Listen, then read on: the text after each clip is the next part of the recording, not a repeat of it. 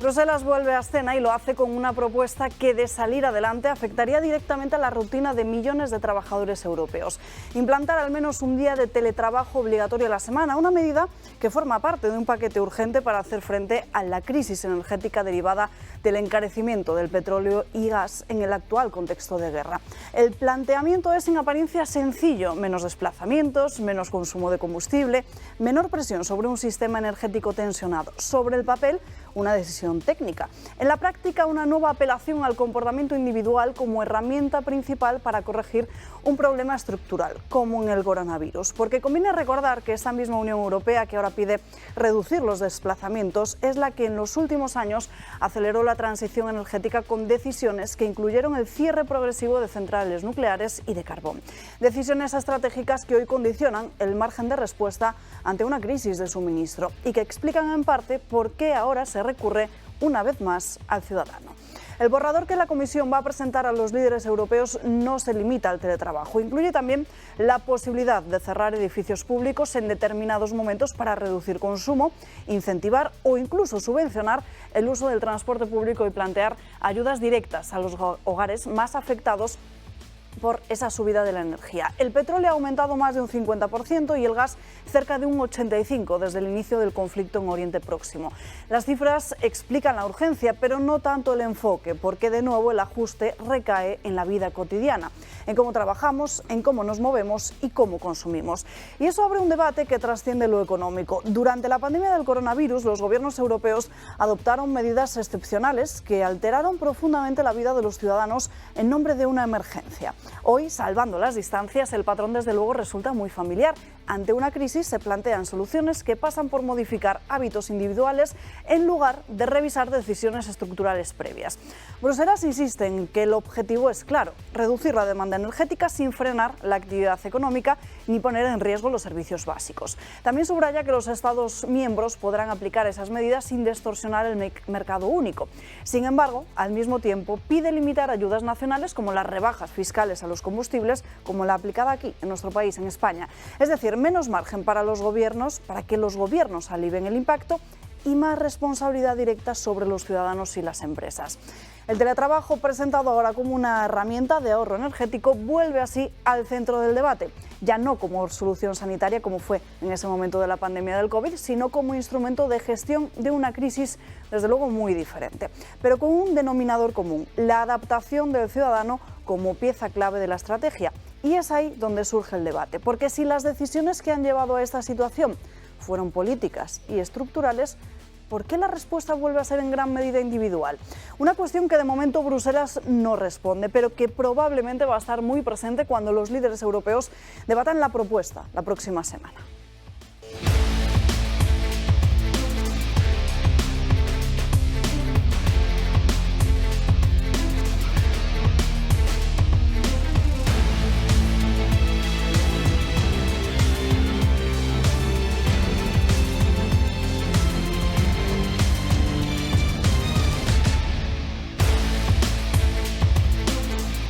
Muy buenos días, arrancamos este jueves, día 16 de abril, ya estamos casi terminando la semana, celebramos en el santoral del día de hoy, Santa Engracia.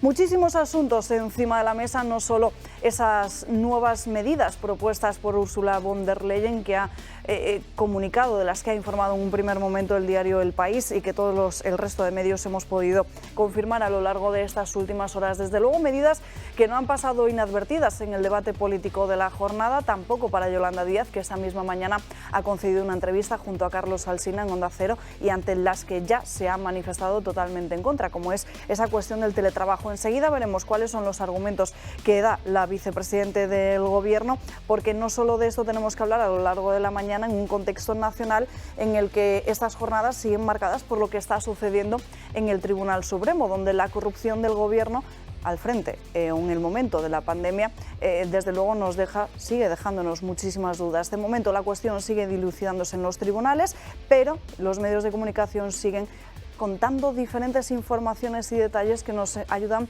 a entender un poco el esquema y también el orden de esos días. Hoy, por ejemplo, en El Mundo se publica cómo efectivamente Aldama había organizado una cena para 5 personas con Delcy Rodríguez, no solo en una ocasión, sino en 2 ocasiones, que finalmente luego tuvo que ser cancelada porque la número 2 de Maduro no podía pisar espacio Schengen, no podía pisar el territorio europeo. Hoy publica precisamente El Mundo la factura del catering que Víctor de Aldama había contratado para que se produjesen esas cenas. Un Víctor de Aldama que, por cierto, el magistrado le había citado el jueves de la semana pasada para así poder que le hiciera entrega del sobre que supuestamente acredita esa financiación irregular del Partido Socialista. Hablaremos de ello, de la regularización masiva de inmigrantes y del enfado tremendo que hay en la policía, pero no solo el caos que se va a producir en la policía con esa alerta masiva de posibles fraudes, sino también en el sistema sanitario y también en el educativo, donde estos inmigrantes van a tener prioridad, por ejemplo, en las propias guarderías, que es algo que está desde luego llamando la atención. En fin, muchísimos asuntos encima de la mesa, así que quédense con nosotros estas próximas 2 horas aquí en Dando Caña. Saludamos a Ignacio Vasco. ¿Qué tal? Muy buenos días. Muy buenos días, Alba. ¿Qué tal? ¿Cómo estás? Bueno, importante también en lo económico. Veíamos en estas últimas horas como la AIREF está alertando de que la pérdida de poder adquisitivo de los trabajadores va a ir a menos, muchísimo menos de lo que pensábamos. Sí, un pequeño apunte con lo del teletrabajo que estás comentando. La base del teletrabajo en España, de la ley del 21, ¿sí? Determina que el teletrabajo es voluntario y establecido por ambas partes. Entonces, cualquier medida de estas características, si se pone a funcionar, lo primero que hay que hacer es modificar una ley. Y eso en España, con el gobierno precario que tenemos, no es posible. No es posible si no están de acuerdo todas las partes, y hoy pues Yolanda Díaz ya ha dicho claramente que no está de acuerdo, ¿no? Entonces, es bastante curioso que eso sea así. En cuanto a los datos de la AIREF, es que llueve sobre mojado, ya lo sabemos. ¿Sí? Es decir, las capacidades de ahorro y las capacidades económicas de las familias no están dejando de caer porque estamos extorsionados a impuestos, y lo digo así, porque es que el principal problema de las subidas en frío, de la no deflactación del IRPF en cada una de las rentas desde el año 15 hasta ahora, ha supuesto ya un volumen gigantesco de renta transferida al Estado y que luego el Estado redistribuye, pero que esa cantidad está llegando a unos niveles nunca vistos antes. Por eso estamos en un récord de recaudación como estamos. Nos acompaña también en esta mesa don Alejo Vidal Cuadras. Muy buenos días. Buenos días. Es un placer que esté aquí con nosotros. El placer es mutuo. ¿Qué le parece ese paquete de medidas de Bruselas que hemos conocido en estas últimas horas, como limitar el teletrabajo o ayudar más al transporte para así paliar los efectos de la guerra? Bueno, pues son parches, ¿no?, que no tocan el problema de fondo, ¿no? El problema de fondo, como estabas diciendo muy acertadamente, es que el Estado nos esquilma, ¿no? Y eso obedece a un plan, porque, bueno, al principio parece lógico que el Estado pues procure hacer máxima su recaudación, ¿no? Pero no solo es eso, es que hay un plan. Entonces, un esfuerzo fiscal desmesurado para pequeñas empresas, para autónomos, para familias, esto acaba degenerando en la destrucción de la clase media. Y esta es la puerta abierta al totalitarismo. Entonces, uno de los daños que está haciendo este gobierno más grande a España, entre otros muchos, es esta voracidad fiscal. Es decir, es un gobierno depredador que nos vacía los bolsillos y como digo, esto pues obedece a un plan, ¿no?, que es proletarizar a la clase media, ¿no? Don Julio Ariza, muy buenos días. ¿Qué tal? Buenos días. Muy bien, ¿y tú? Aparentemente bien. Bien acompañado, además. Sí, aparentemente, sí. La procesión va por dentro. Eso dicen. ¿Qué tal tu Telegram? Pues bien. No he tenido demasiada actividad esta mañana. ¿Y en Twitter tampoco? ¿Alguna? Nos divierte muchísimo ver cómo respondes. Sí, bueno, en general es que como me insultan, y yo sufro mucho cuando me insultan. Y entonces, no. Bueno, antes sufría más, es verdad. Ahora sufro menos. Ya te has Pero les acostumbrado. contesto con mucho cariño siempre, que Dios te bendiga, que Dios te ampare. Había una obra... Y no dice usted que Dios te perdone. Oye, hay una muy tiene buena ahí, próxima que Dios te dé el doble de lo que tú me deseas. Esa Sí, también es también es buena. esa es muy buena. O como le dijo Alejo a un amigo común, que le dijo que además le tenía mucha manía, y se encontraron de frente y era Navidad, y le dijo este hombre, le dijo: Alejo, te deseo una muy feliz Navidad. Y Alejo le miró y le dijo: te deseo tan feliz Navidad como me deseas tú a mí. ¿Sabes de quién hablo? Claro. Sí, sí. Pues nada, váyanse a los canales oficiales de Julio Eriza, no solo en Telegram, sino también en X, antes Twitter, para estar al tanto de lo que comparte acerca de las informaciones que se acuden es en el verdad mundo. que la edad te da una perspectiva diferente de todo. Probablemente porque si no te conviertes en un viejo cascarrabias como Federico Jiménez de los Santos, te puedes... Pero ve cómo usted está buscando guerra ya. Es verdad, sí, Es sí. que no se puede usted contener. Ya has perdido lo del abuelito entrañable que decías. Pero que es que era ya la no, otra él ha pata. decidido no ser un abuelo entrañable, él ha decidido ser un viejo cascarrabias. Y entonces está todo el día cascarrabiando.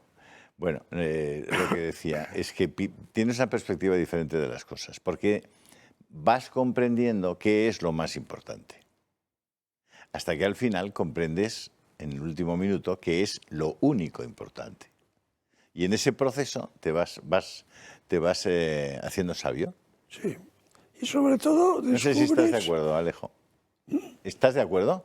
Sí, bueno, yo quisiera completar tu brillante explicación sobre el envejecimiento con en fin, una verdad que muchos de nuestros queridos amigos, seguidores del programa, compartirán, ¿no? Descubres un nuevo concepto de la felicidad. Entonces, cuando tienes 30 años, 40, la felicidad consiste la felicidad consiste en unas cosas, ¿no? Y cuando tienes ya una edad, la felicidad es muy simple. Es levantarte y que no te duela nada. Entonces, esta es la felicidad suprema. Y es sencillo, ¿no? Pero no sabéis lo feliz que estás cuando te levantas y dices, no me duele nada. Entonces te invade una sensación de felicidad tremenda, ¿no? Yo no quiero que llegue ese momento porque puedo llegar a pensar que estoy muerto si no me duele nada. Vamos a dejarlo estás aquí, estos feliz. pequeños minutos que bien podrían formar parte de un programa mucho más de vida y interesante, estilo. Alba, esto que- Pero es que Dando Caña, ya lo saben todos nuestros espectadores, es un programa de actualidad y de actualidad política. No sé si hay quien tiene dolor de cabeza leyendo las encuestas o lo que puede pasar de aquí a las próximas semanas pendientes del 17 de mayo, que es cuando se celebran las elecciones en Andalucía. Precisamente hoy publica El Confidencial en su portada la encuesta realizada por IMOB. Vamos a ver qué es lo que pronostica este sondeo, que dice que el Partido Popular ganaría estas elecciones, aunque eso sí, con una victoria ajustada en lo que se refiere a la mayoría absoluta. Entre 53 y 55 escaños cosecharían los de Juanma Moreno Bonilla. Por su parte, el Partido Socialista, María Jesús Montero, entre 27 y 29. Vox subiría hasta los 18-20. Así quedaría el arco parlamentario, según esta encuesta del Confidencial. Una encuesta que también asegura que el principal problema para los andaluces es en estos momentos la sanidad. Fíjense que en estos últimos días hemos visto cómo María Jesús Montero también ha intentado colocar este tema en el centro del debate, hablando de las listas de espera que están totalmente desbordadas. Lo que es la sanidad está totalmente desbordada en Andalucía, pero que no es una cuestión aislada, sino que es una situación que se replica en el conjunto español. Por cierto, que dicen algunos medios de comunicación, concretamente El País, que Alberto Núñez Feijóo estaría comentando a puerta cerrada entre los pasillos de Génova 13 que la mayoría absoluta en Andalucía ya lo ven como algo muy complicado. Y por cierto, hablamos de sindicatos porque Comisiones Obreras y UGT están preparando su manifestación del 1 de mayo, que es el Día de los Trabajadores. Normalmente, estas son imágenes de otros años, se produce en Madrid. Este año será en Málaga. Para eso No lo hacen sirve. en Vigo, No lo la hacen Gran en Mariscada. Vigo. No. Pues es un buen sitio En Málaga. para los sindicatos. Málaga, después de todos los millones de euros que desde el año 2018 lleva entregándoles el presidente del gobierno, Pedro qué bueno. Sánchez. No Creo que podríamos tenemos una poner, gráfica. Alba, ¿no podríamos poner de nuevo ese gráfico de la encuesta del Confidencial? Vamos a verlo ahora, pero Vale. fíjense antes las ayudas a UGT y comisiones obreras del gobierno de Pedro Sánchez. En total, 500 millones de euros. En 2018 estábamos hablando de casi 9. 2024 ya 17, pues que en el último año han recibido 32 millones de euros de las arcas públicas. Veamos cómo pide Julio ese rosco de esa encuesta que publica el Confidencial, que adelanta lo que podría suceder el próximo 17 de mayo. No, yo lo digo por lo siguiente, para hacer un ejercicio Adelante. simpático, ¿no? Esa encuesta, si os fijáis, te dice que el Partido Popular baja de 58 a 53, 55. Es decir, titular, el Partido Popular baja. Siguiente de titular, el Partido Socialista Baja también. baja de 30 y... De 30. De 30 a 27, 29. Y Vox Sube. pues pasa de 14 A 18, 18, 20. ¿Qué titular que puede hacer cualquier medio español habitual? Vox se estanca, el PP al borde de la mayoría absoluta y el PSOE aguanta la caída. Al titular alternativo, todos bajan menos Vox. Ahora simplemente id a, No, mi- pero es id que a mirarlo por ahí. Pasar de 14 a 18 no es mantenerse. Pues no, pero te digo O sea, es que, crecer. que los titulares de la derecha buenista seguramente pondrán Vox frena su subida. Y los titulares de la derecha dirán que el PP al borde de la mayoría absoluta. Es decir, titular, insisto, el titular alternativo de alguien que lea los números y diga, paso de 58 a 53 o a 55, bajo. Paso de 30 a 27, 29, bajo.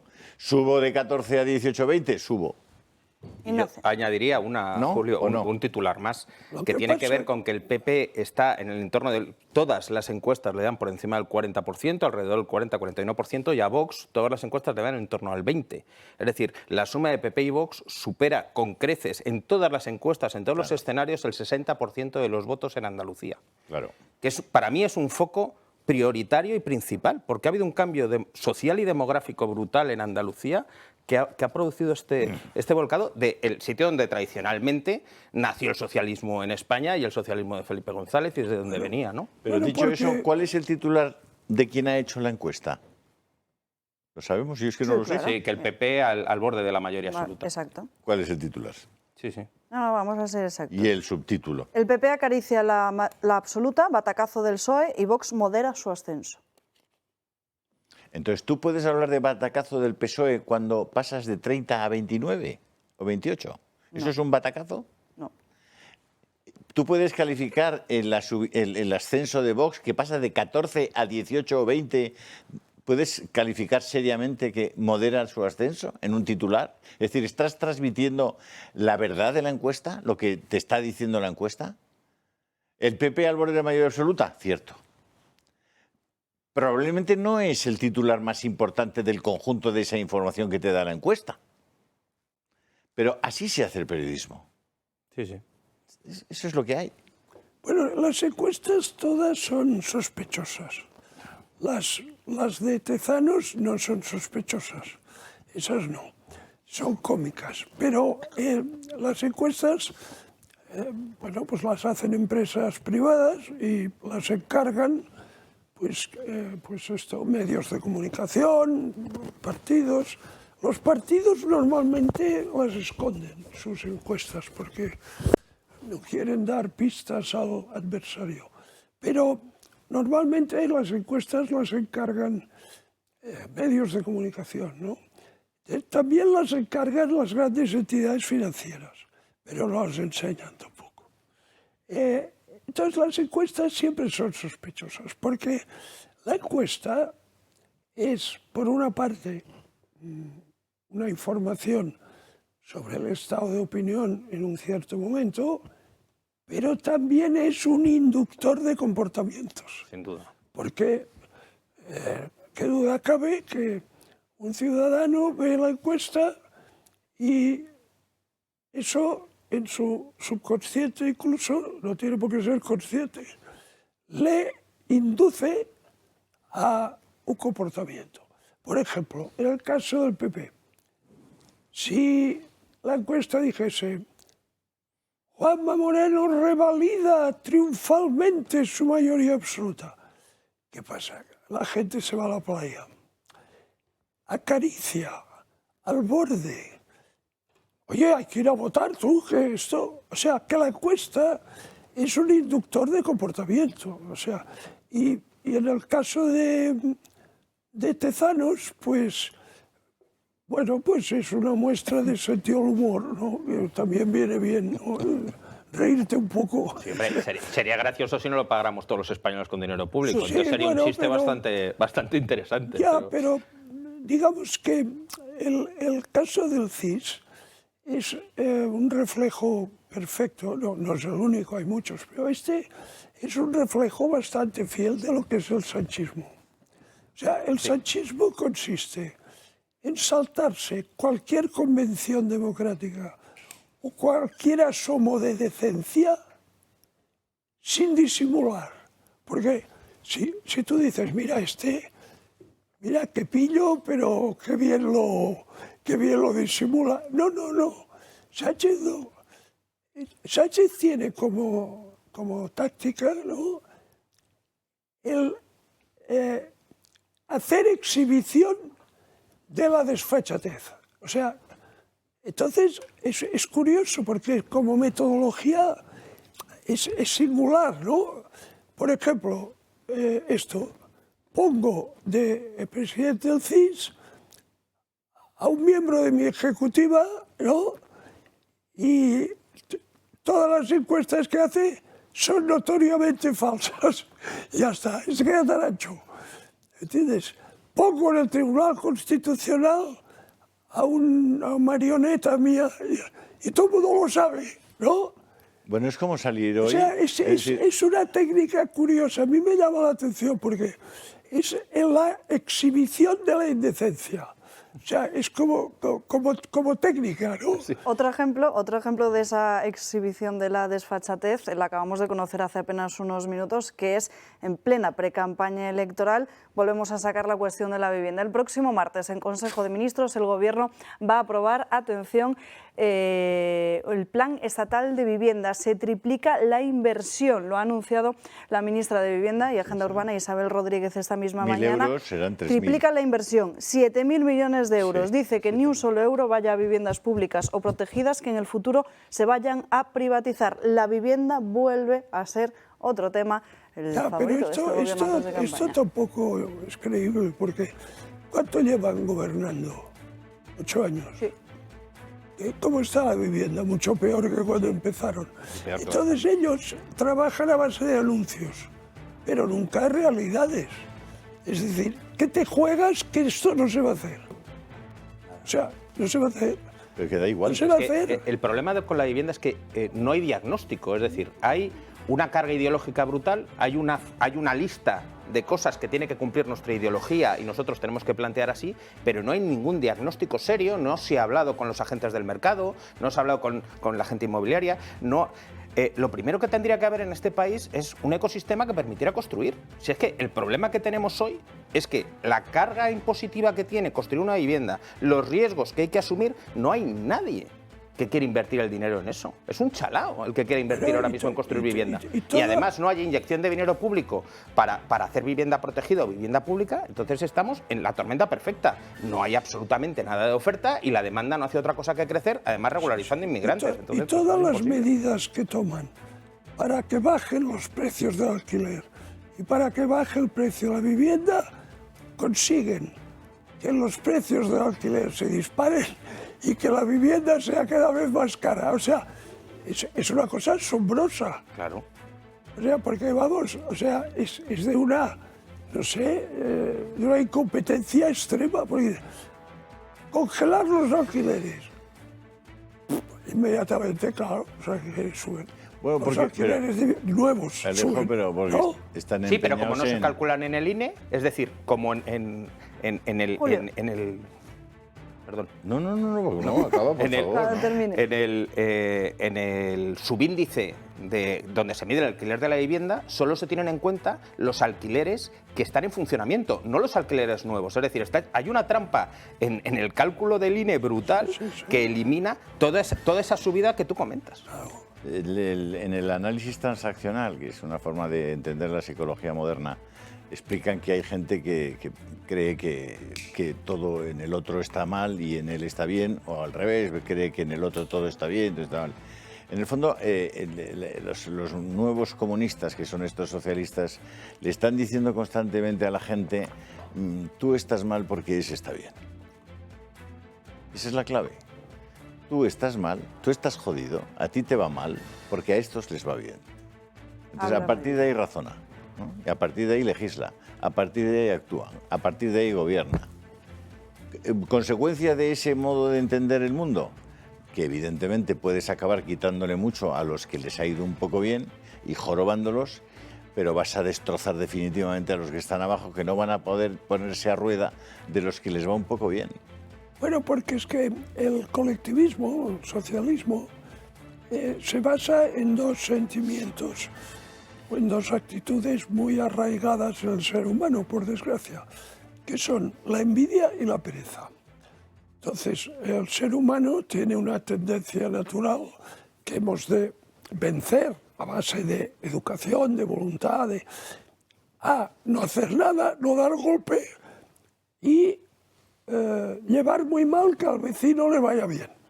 Entonces, como estos dos sentimientos están en nuestra estructura psicológica, también hay otros positivos, sin duda, pero estos están bastante arraigados. Entonces, el socialismo lo que hace es una cosa perversa, que es que moviliza sobre la base de sentimientos negativos. O sea, lo que antes se llamaba bajas pasiones. Entonces, moviliza a base de eso, ¿no? O sea, no moviliza diciendo, hagamos de España un país de éxito, trabajemos, ahorremos, invirtamos, innovemos, comportémonos de forma ejemplar, seamos honrados. No. O sea, quitémosle al que le va bien y te daremos la paguita y no tendrás que dar golpe. Ese es en esencia, muy esquemático, pero en esencia el socialismo es eso, ¿no? Vamos a seguir hablando de ello, pero vamos a irnos antes a una primera pausa de publicidad. Pero si creen que El Quijote es solo un libro antiguo, se van a sorprender. En Locos por el Quijote vamos a comentar sus capítulos más apasionantes, su humor, su ironía y por qué esta obra marca el nacimiento de la novela moderna. Todos los miércoles, desde el 15 de abril hasta el próximo 20 de mayo a las 7:30 de la tarde de forma presencial u online. Inscríbanse en el 91 616 2464 o en clubdeamigos@clubdeamigos.org. Una lectura que sigue más viva que nunca.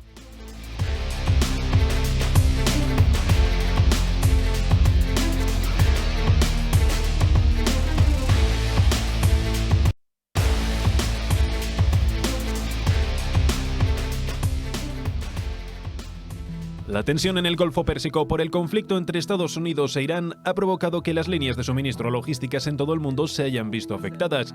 Una de las más críticas es la energética, una escasez de la que Europa no se libra, pues pese a no tener una gran dependencia del crudo y el gas iraní, el alargamiento del conflicto ha provocado la necesidad de adaptarse. A principios de abril, Eslovenia ya implantaba algunas medidas para paliar esa escasez.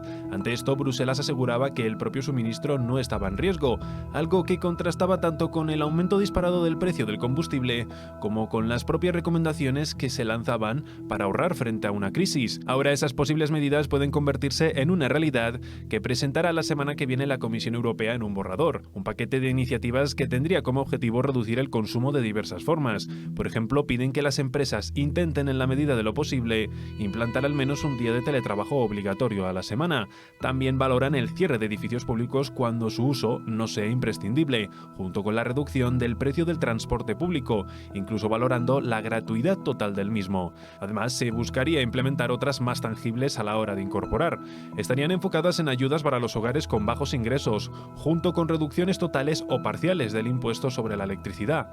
A este respecto, se baraja, a su vez, implementar una prohibición temporal de los cortes de suministro eléctrico para los consumidores más vulnerables. Eso sí, el Ejecutivo comunitario dice que la solución estructural para evitar escasez no es otra que la transición energética, algo que de momento parece complicado de realizar, pues las tensiones en la región del Estrecho de Hormuz siguen siendo de conflicto abierto entre las naciones implicadas, algo que se espera pueda cambiar con los visos de que las nuevas conversaciones de paz avancen, aunque de momento no tienen una fecha definida en el calendario.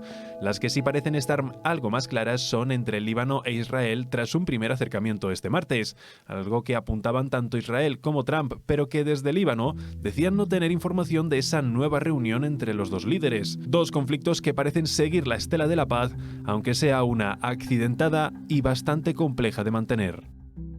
Precisamente vamos a hablar de ello y de otros asuntos también con Antonio López Istúriz, que ya nos acompaña en esta mesa. Él es eurodiputado del Partido Popular. Muy buenas tardes. ¿Qué tal? Muy buenas tardes, muchas gracias. Bueno, le pido una primera valoración sobre ese paquete de medidas de Bruselas, esa regulación sobre el teletrabajo. No sé cuál es la valoración sobre el mismo y cuál podría ser ese impacto. Antes comentaba precisamente Ignacio que eso aquí tendría que hacerse directamente un cambio de la ley, porque eso sería de forma voluntaria. No es una regulación, es una recomendación, es una visión, siempre a la europea, no como aquí, se ven las cosas un poco a medio largo plazo y se va avisando cómo siga esta situación. Esto son las medidas que podríamos empezar a tomar.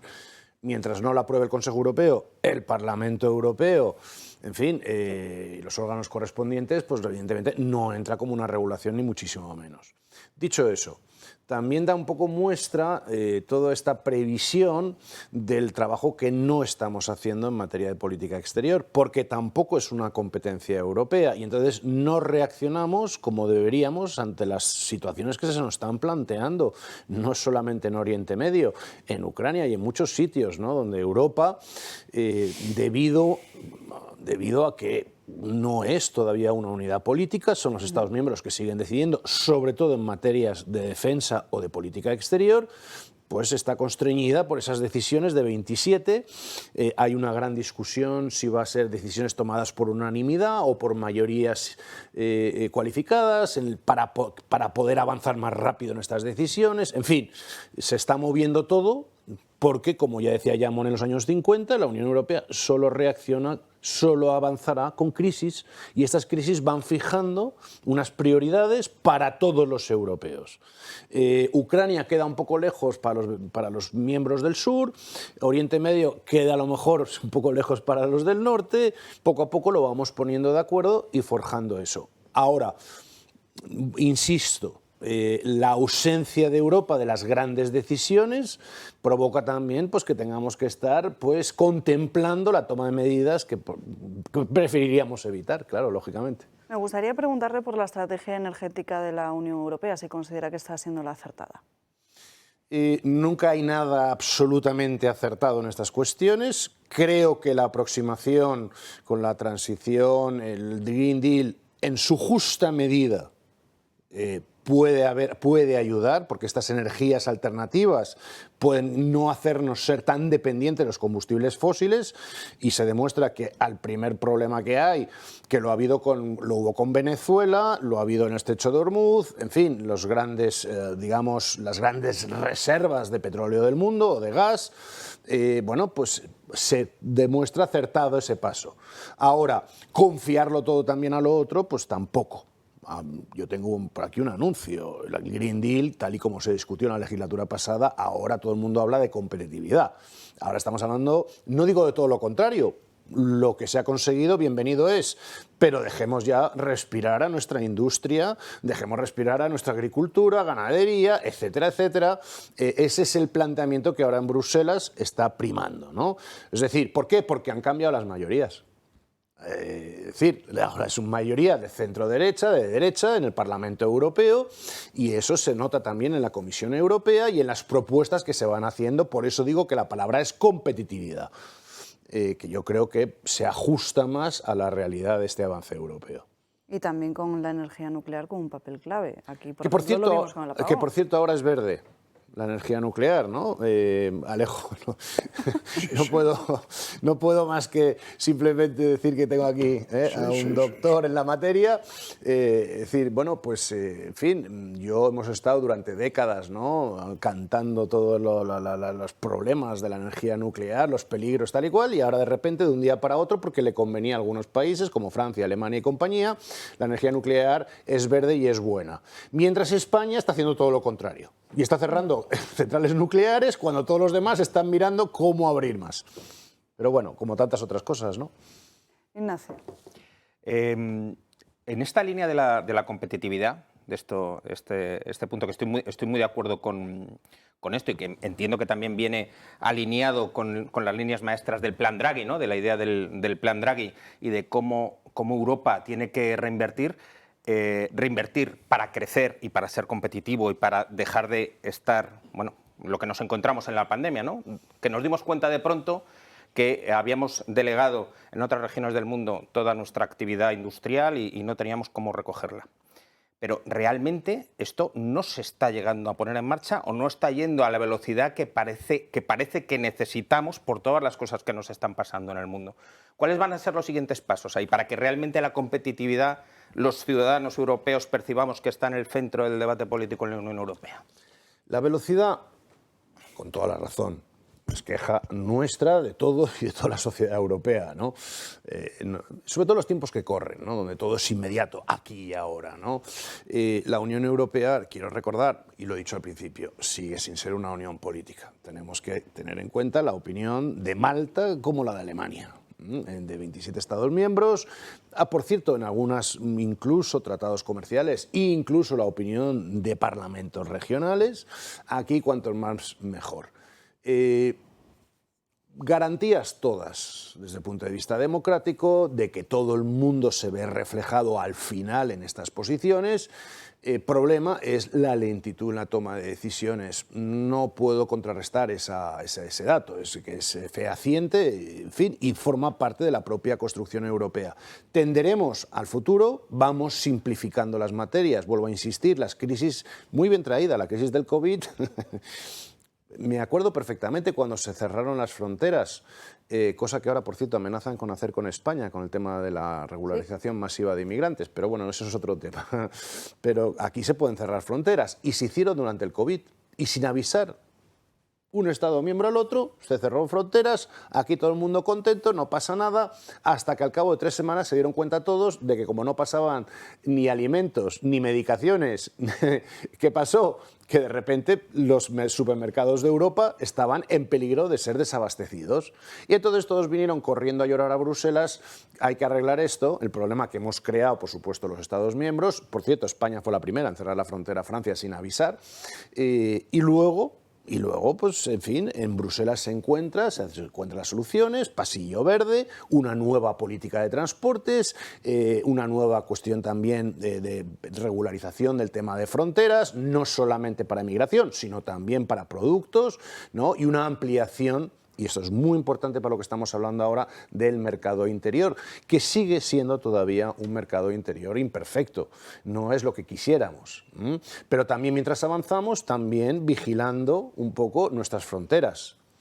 A lo mejor, esto es otro tema que se puede discutir. Ha pasado con Mercosur. Se ha discutido mucho, pero los que estamos allí sabemos que el principal problema no era Mercosur, es que las fronteras siguen sin estar todavía bien controladas y estamos en una competencia absolutamente desleal con países como China, Rusia, en fin, donde, por cierto, tenemos un déficit de balanza comercial con China enorme y, sin embargo, el presidente del gobierno se nos va a China a hacer negocio. Sobre eso le quería preguntar, ¿cómo se está viendo desde Bruselas ese acercamiento precisamente de Sánchez a China? Con enorme desconfianza, lo digo ya, con enorme desconfianza. Porque, claro, primero cuestión de seguridad. Poner todos tus elementos de seguridad, toda la seguridad informática de tus servicios de información, de los cuerpos y fuerzas de seguridad del Estado, en manos de empresas chinas que son famosas por controlar, igual que lo hacen a su ciudadanía, lo hacen con todos aquellos que colaboran. Claro, es un problema enorme. ¿Qué servicios de seguridad van a confiar en España, que tiene entregada totalmente su red a los chinos? Luego, segundo, en fin, se habla incluso de acuerdos secretos de reconocimiento de Taiwán como parte de China. Es decir, o sea, todo esto sin hablar con tus colegas del Consejo Europeo, los miembros del club, sin relatarlo a nadie, como siempre, tomando todo este tipo de iniciativas sin hablar con nadie. ¿Cómo puedes sentar a los primeros ministros? ¿Cómo le sento a Friedrich Merz, el canciller alemán, estar sentado con Trump, intentar de alguna manera acercar posiciones entre Europa y Estados Unidos y que la noticia estrella fuese Sánchez? No, es que, claro, evidentemente yo no puedo dar testimonio porque he hablado con muchos de ellos, pero es que hasta la primera ministra socialista danesa no puede con este señor, porque, claro, su absoluto desprecio, haciendo siempre sus declaraciones antes del Consejo Europeo y no con sus colegas, erigiéndose ahora en la reserva espiritual de Occidente, ¿en base a qué? A que los partidos socialistas han perdido el pulso en Europa. Lo que decía yo, los cambios de mayorías. Los partidos, ¿cuántos gobiernos socialistas quedan en Europa? 3. Dinamarca, que por cierto están ahora mismo en las elecciones, las ha perdido la primera ministra socialista, en fin, que están en negociaciones, a ver cómo acaba eso. Malta y España. Por su tamaño, por su población, España, claro, su presidente se ve tentado de ser ahora, de ahí esa cumbre que organiza ese aquelarre, ¿no? Progresista que organiza en Barcelona, se quiere erigir, ¿no? Y con su posición contra Trump, todo tiene, como siempre, una cuestión personal, nada de interés para España, para este país. Este es el problema que nos enfrentamos en muchas dimensiones, ¿no? Internacional, de defensa, de relación con los chinos, todo. Es decir, pone a España en una situación muy, muy difícil en la OTAN, en la Unión Europea, en nuestra relación con nuestros socios tradicionales. En fin, pues a ver si cambia esto, ¿no? La verdad es que, visto desde aquí, lo de la Unión Europea es difícilmente explicable, sinceramente. A mí me resulta difícilmente explicable que Alemania lleve 3 trimestres seguidos en recesión. Me resulta muy inexplicable que Alemania haya perdido la batalla de la automoción, teniendo la Mercedes, la Volkswagen, la BMW, la está perdiendo con los chinos. Y la Comunidad Europea ha sido cómplice de esa derrota. Alemania, después de haber sido la líder del gas, de los acuerdos de gas con Rusia y de petróleo con el Nord Stream, y siendo incluso el presidente de Alemania durante muchos años presidente de Gazprom en el mundo, resulta que Alemania... Presidente, no, el primer ministro. Primer ministro. Es decir, pero que la relación entre Rusia y Alemania, desde el punto de vista de la dependencia energética, era total. Tanto es así que Alemania impulsó en el resto de Europa el parón nuclear, por ejemplo, ¿no? Patrocinado, y ahora se ha conocido por dinero ruso. Es decir, fue la Unión Soviética, fue Rusia el que dijo, no, oye, que vais a depender de mí, no vais a... Fue Francia el único que se excluyó de ese parón. Pero junto a eso te das cuenta que se han tomado muchísimas medidas que han construido un ecosistema en el que no es posible la soberanía energética de los Estados, no es posible la soberanía alimenticia de los Estados y no es posible la soberanía sanitaria. En el COVID se vio de forma dramática, porque nosotros aquí en España y muchos otros países no teníamos ni la posibilidad de fabricar mascarillas. No teníamos ni para fabricar trajes de protección para los médicos. Es decir, ¿qué nos está pasando que no somos capaces de prever que en una situación compleja desde el punto de vista internacional, un Estado tiene que proveer a sus ciudadanos de determinadas cosas, de determinados servicios que son indispensables? La energía, la sanidad y la alimentación. Y no hemos ido por ese camino. La realidad es que no hemos ido por ese camino. Hemos desmantelado prácticamente nuestra flota pesquera. Estamos desmantelando cada semana, y vas a Asturias, a Cantabria, a Galicia, y te explican cuántas instalaciones de leche, de agropecuarias se están desmantelando. Y dices, pero aquí alguien se ha puesto a pensar. O sea, ¿nos puede venir ahora la Unión Europea y sus responsables a decirnos que la energía nuclear es verde? sea, pueden sin dimitir. O sea, porque claro, yo entiendo que vengan y digan, nos hemos equivocado radicalmente. Aquí ponemos la dimisión porque la hemos cagado y las consecuencias para todos ustedes han sido desastrosas. Y son desastrosas, pero nos vamos. No, dicen, la hemos cagado. Bueno, venga, vamos para adelante. Ahora vamos a ver si... Hombre... Yo, si puedo hacer una precisión... No, todas las que quieras, Antonio. No. Yo soy un ignorante de estos temas europeos. Yo, en fin, recomiendo, tomar lo que he dicho desde el principio. No estamos todavía ante una verdadera Unión Europea, ni a la que se puede criticar, porque tampoco, en el fondo, como pasa en la política nacional, todo lo malo es Bruselas y todo lo bueno soy yo. Desde el alcalde que inaugura un puente financiado por la Unión Europea, ¿no? Y se atribuye el mérito, y si el puente se hunde, la culpa es de la Unión Europea, que esto es muy clásico, no solo en España, sino en todos los Estados miembros. Vamos a ver. Vuelvo a insistir en que la Unión Europea todavía no existe políticamente. Son los Estados miembros. Hablabas del tema de los coches. ¿Qué cara se le pone al canciller alemán cuando los españoles vamos desde regiones, comunidades autónomas, pidiendo que se mantengan las factorías de Volkswagen en Navarra, en Andaven, la de Opel, creo que está en Valladolid, no me acuerdo, la de Martorell, la de Mercedes, todo esto, miles de puestos de trabajo y una gran industria de los productos, de las piezas de recambio, que España es líder. Mientras el gobierno de España se va a hacer negocios con los chinos para vender más coches chinos en Europa. ¿Qué cara se le queda al canciller alemán? Claro, pero esas son decisiones soberanas de estados que lo pueden tomar todavía al margen de la Unión Europea. Hablabas del tema de las mascarillas. Es que, claro, sanidad no era una competencia europea. No lo es todavía. Y entonces todos se refugiaron a criticar a Ursula von der Leyen por la distribución de mascarillas. Perdone una cuestión, es que era una competencia suya. Son los Estados miembros los que no habían hecho su trabajo y los que no habían previsto estas cuestiones. Pero muchos se hicieron ricos.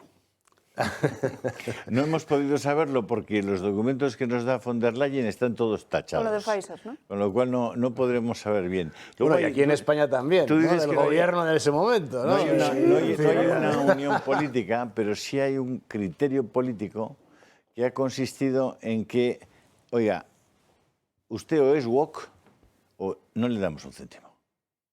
Y cada vez que los polacos, los checos, los húngaros han dicho, no, es que yo en la Constitución voy a poner que el matrimonio es entre un hombre y una mujer. Ah, pues si pone usted esto en la Constitución húngara, a usted no le llegan los fondos, los Next Generation. ¿Cómo? Perdón, ¿y cómo puede decirme usted esto? No, que no le vamos a dar. Que no puede usted prohibir que las comunidades de gays y lesbianas vayan a los colegios a promover el lesbianismo y la homosexualidad entre los niños pequeños. Porque si lo hace, si prohíbe eso, no va a tener usted dinero de la Unión Europea. Es decir, que efectivamente no hay una unión política. No, hay una clara desunión política, porque nadie había entregado ese tipo de soberanía que es, digamos, la esencia de un pueblo y además la esencia democrática, porque el pueblo polaco, el pueblo húngaro, votaron mayoritariamente por esas constituciones y por esa forma de entender el mundo. No hay una unión política, pero von der Leyen, cuando se presenta Meloni a las elecciones, advierte a los italianos que ellos sabrán lo que votan, porque como voten mal y voten a Meloni, se atendrán a las cosas. Textuales declaraciones de Ursula amenazando a los italianos.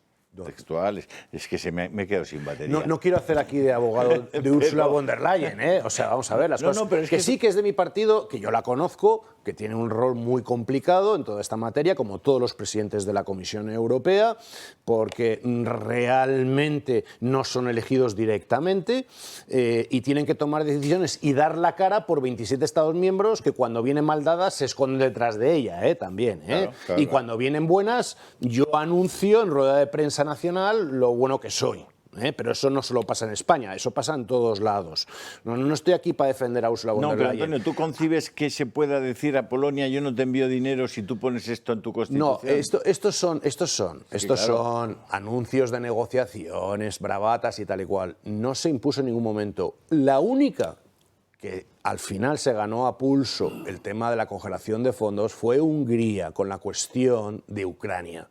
Que eso sí es un tema que une a todos los europeos y que por razones todavía no explicadas conozco perfectamente a Víctor Orbán. Como secretario general del Partido Popular Europeo tuve relación con él, lo conozco muy bien. Nunca se respondió a mi pregunta. Es decir, ¿qué pasa en Ucrania? Más allá de que hay una minoría húngara que se siente amenazada por los ucranianos y Hungría tiene ahí una cuestión personal.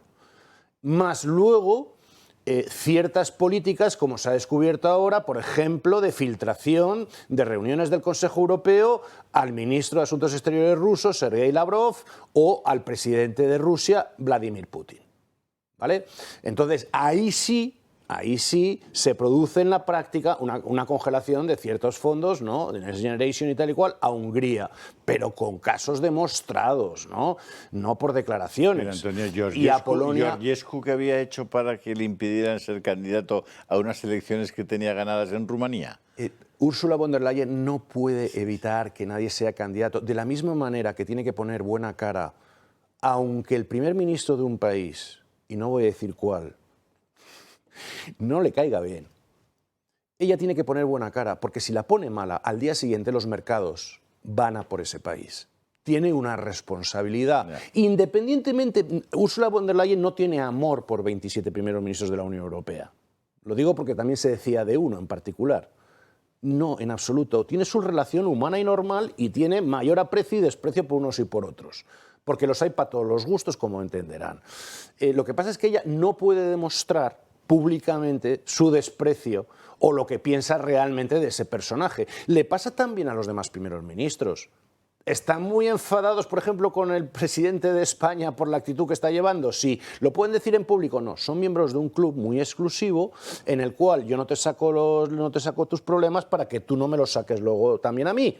Entonces ahí hay siempre un balance difícil, muy difícil de entender para la sociedad europea, porque no ven allí esos debates y se sienten sustraídos realmente a la verdadera toma de decisiones, y en eso doy absolutamente la razón, se sienten alejados de esa toma de decisiones. Con toda la razón, eso es impepinable, es como funciona en estos momentos. Hay quienes, yo creo que Alejo coincidiremos en esto, queremos que en el futuro haya un mayor proceso de decisión europeo, pero no estamos todavía en esa fase y dependemos todavía de lo que los Estados miembros, vuelvo a insistir, perdón por la insistencia, pero para que nos entiendan muy bien los oyentes sobre estas cuestiones, ¿no? Lo que pasa es que la Unión nació, los padres fundadores, que eran gente de muchísimo nivel. Del Partido Popular Europeo. Todos de comunión diaria. Los socialistas no estaban en los inicios. No, eran todos de comunión diaria, vamos. Entonces, estos próceres preclaros, pues después del horror que se había vivido, sobre todo en la Segunda Guerra Mundial, dijeron plus jamais ça, ¿no? Y dijeron, bueno, sí, construimos una unión donde hagamos juntos políticas en beneficio de todos y tengamos instituciones comunes y un derecho común y un tribunal de justicia común, pues ya no nos acuchillaremos entre nosotros. Y la idea central, el mercado único con las libertades de circulación, que ha creado muchísima riqueza, muchísima. O sea, era una idea genial, pero es que esto no. Últimamente, en los últimos años, la Comisión se mete en cosas que no debería meterse. Es decir, la Comisión tiene que velar porque los tratados se cumplan, porque el mercado interior funcione. Ya está. Entonces, sobre el LGTBI no tiene nada que decir la Comisión. O sea, cada Estado que se apañe, o sea, no, ni sobre el aborto, ni sobre tantas cosas que se han empeñado. Bueno, si hubo una comisaria que quería imponer el lenguaje inclusivo, o sea, vamos a ver, yo creo que el fallo que ha tenido la Comisión es que se ha querido meter en cosas donde no debería meterse. Cuando Macron, en presidencia francesa, va al Parlamento Europeo y dice: voy a promover que el aborto sea un derecho fundamental en la Carta de Derechos Fundamentales de la Unión Europea. Oye, tú ponlo en la Constitución francesa si te gusta, pero claro, ¿qué pasó? Que medio hemiciclo se salió. O sea, vamos a ver, la idea original era estupenda y de hecho ha tenido mucho éxito. Mucho éxito. Yo soy un decidido partidario de la integración europea.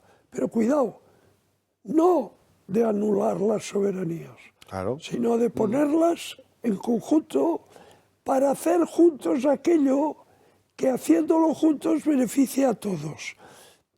Pero claro, es que la Comisión Europea se ha vuelto invasiva, se ha vuelto casi, me atrevería a decir que autocrática, ¿no? Entonces, yo creo que esto hay que revisarlo. Es decir, la Comisión no puede ser tan intervencionista y tan invasiva, porque genera reacciones.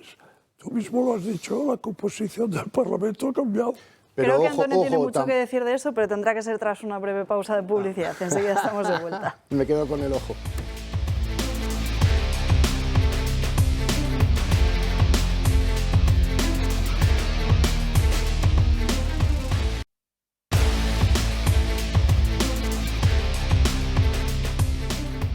Ya estamos de vuelta en Dando Caña, pasan 3 minutos de la 1 en punto de la tarde, las 12 del mediodía en Canarias. Enseguida hablaremos de esa regularización masiva de inmigrantes, ese temor a un cierre de fronteras que hemos mencionado a lo largo de la mañana y sobre todo cuáles van a ser los sectores más afectados aquí en nuestro país, justo después de que en el día de ayer hablásemos con los sindicatos de policías que denunciaban precisamente de cómo esto iba a suponer una estafa masiva, una alerta en los fraudes y en las tramitaciones. Hablaremos de ello enseguida, pero antes de irnos a esta breve pausa de publicidad, decía Alejo Vidal Quadras que la Comisión Europea estaba siendo un tanto invasiva, incluso decía autocrática. Quería responder, Antonio. No voy a decir autocrática, pero tiene razón Alejo en una cuestión. Que a lo mejor la Comisión a veces asume competencias, más en declaraciones que en la realidad, que van más allá de lo que está en momentos esta Unión Europea forjada para eso. Que es una, como lo dicen los padres fundadores, una unidad basada en la prosperidad, en el comercio, en ese mercado interior. Si todavía no tenemos un mercado interior al 100% operativo, ¿para qué vamos a meternos en otras cuestiones? En eso yo doy toda la razón, efectivamente. Y por cierto, numerosas han sido las ocasiones también, voy a decirlo, en que la Comisión Europea ha exigido a gobiernos de centro-derecha del Partido Popular Europeo que asumiesen reformas, como le pasó a Mariano Rajoy, a José María Aznar y a muchos otros en países europeos, y sin embargo, silencio absoluto con gobiernos socialistas. Eso le pasó a Víctor Orbán. Su primera tenencia como primer ministro durante 4 años fue la de un perfecto primer ministro del Partido Popular Europeo. Estaban en el Grupo Popular. Sí, ¿te acuerdas? Y tenía todo, y cumplía, intentaba cumplir con todos los requisitos de la Comisión Europea, la cual le criticaba constantemente a través de portavoces y comisarios, ¿no? Y tal y cual. Llegó un primer ministro socialista que incluso se le pilló, que grababa a sus ministros y él mismo lo filtraba luego fuera. O sea, un personaje de lo más increíble, aunque bueno, aquí estamos ya ganando, ya le ganan a aquel ministro, aquel primer ministro húngaro, y la Comisión Europea no decía ni mu. Y es una tendencia que muchos hemos detectado muchas veces en Bruselas. A eso hay que ponerle fin. Por eso he dicho que juiciosamente también, afortunadamente, las sociedades europeas, que son al final las dueñas y señores de esta cuestión, vamos a esperar. Vemos ahora un cambio, yo ya lo veo en el Parlamento Europeo, si me permiten, en mi diaria labor, un cambio con estas nuevas mayorías, las famosas que se llaman mayorías Venezuela en el Parlamento Europeo, que están empezando a aparecer. Todavía hay un poco pues en fin, de rifirrafe, ¿no? Que todavía si el Partido Popular Europeo todavía colabora o no a hacer legislaciones con los socialistas, los liberales de Renew, pero hay una tendencia mayor a reflejar esa nueva mayoría que hay en Europa. Que es una nueva mayoría, como decías tú, que dice, oye, se acabó el wokismo, se acabó todo esto y queremos algo distinto. Es normal y lógico. Son fases históricas donde hay un cambio de mentalidad, un hartazgo de todo lo que ha pasado durante décadas, ¿no? Y yo creo que como demócratas tenemos que dejar un tiempo, es un proceso lento, es cierto, vuelvo a insistir, muchas veces angustioso, pero que a veces son temas que solamente se pueden reconducir a medio y largo plazo, porque no tienen soluciones a corto plazo.